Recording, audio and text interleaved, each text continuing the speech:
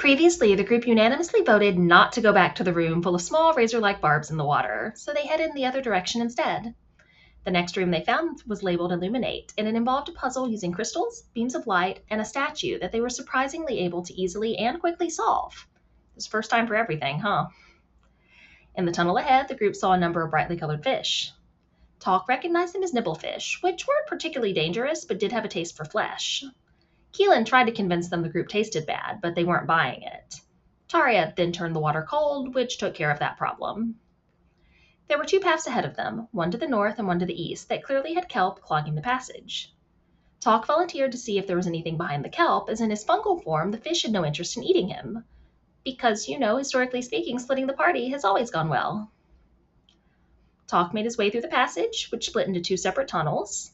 He ignored the one that clearly led towards the room full of floating barbs that the group previously made a mess in, instead pushing through the kelp towards a room to the south. As Talk reached the end of the kelp, he found himself in a large room with two pearls in it, one on each side. A word of some type appeared on the wall, but he couldn't read it, since only Sean and Taria could read the ancient runes it was written in. Moments later, two giant sea serpents appeared. Cue Talk starting to loudly shout for help as he prepared for a fight. Sean had been listening for sounds of underwater screams, and at the sound of Talk's muddled shouts, her enunciation lessons as a child were put to good use when she started swearing underwater quite understandably.